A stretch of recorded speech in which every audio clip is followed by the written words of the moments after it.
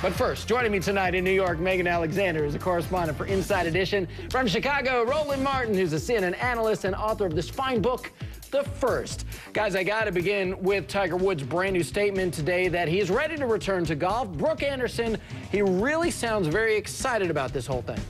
Yeah, he's jazzed, no question, AJ. Tiger said today that he is going to compete in the Masters in April, and that's because the Masters hold a very special place in Tiger's heart. On his website, he says this: "The Masters is where I won my first major, and I view this tournament with great respect. After a long and necessary time away from the game, I feel like I'm ready to start my season at Augusta.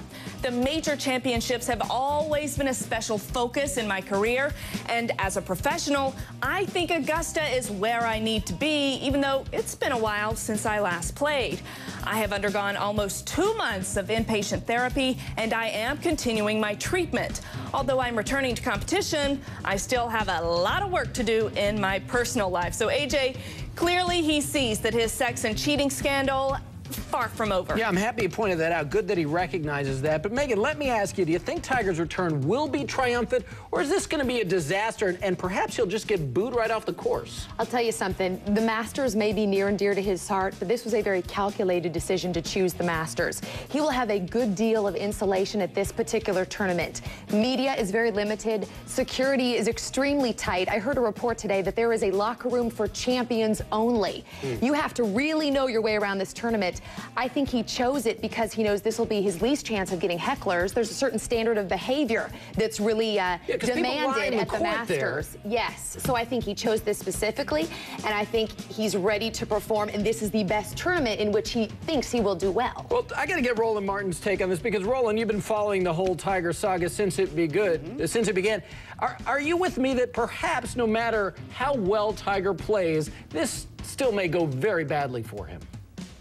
No. Look, nobody cared to watch Tiger Woods all these years to see him change a diaper or to hug and kiss his wife. Tiger Woods is Tiger Woods because we love him watching the game. Look, I'm pumped he's back, AJ. That's why I want my red Tiger Woods Nike mock net, because whenever he plays on Sunday, this is what he wears. And this is what it boils down to. This is going to be huge ratings. ESPN is loving this because they are showing the first 2 days of the Masters. If he makes the cut, CBS will be ecstatic because he'll be playing on the weekend. So this whole, not only that, you talk about Augusta National. Look, this place is essentially treated like a church, okay? They don't even call them fans. They're called patrons. Gary McCord once made a comment and said they used bikini wax on the greens. He was banned from announcing the tournament. Okay, so this is a whole different place here. Tiger will be in a comfort zone. It is a cocoon. Okay. The best cocoon in all of sports. Well, so it is yet another very carefully calculated move. This isn't the first time that he's done that, and it's not the first time that he's been alluding to his personal life. What's wrong with that? No, I'm just saying this is what's going on. You remember back in February, Tiger made that first public apology to his family and his fans, but again, he did that in a very tightly controlled announcement. Let's watch what he had to say there. It's hard to admit that I need help, but I do. For 45 days, from the end of December to early February, I was in inpatient therapy, receiving guidance for the issues I'm facing. All right, again, in his new statement today on his website, Tiger says he is continuing his treatment reportedly for sex addiction and that he has a long way to go. Megan, there is a part of me thinking it's a bad idea for him to return to the course if he hasn't finished his treatment yet. Why not wait until then? Oh, I completely agree. This is his professional life that we are analyzing right now. Which tournament is he choosing? But yes, we've talked about this on the show. Are you okay at home? Is he even going to talk about that? Those questions, of course, will come. Maybe not at the Masters, but exactly to just return to golf and not have taken care of your personal issues. People will be wondering about that, and I think it will be the tournament after the Masters where it's going to be more open to the public, where we may see the hecklers and so forth, where we will get some real reaction perhaps from analysts and from the crowd. Roland Martin, are you wondering about that? I'm sorry, I disagree. First of all, how do any of us know he hasn't taken care of his personal situation? Look, let's say he was an alcoholic and he went through rehab.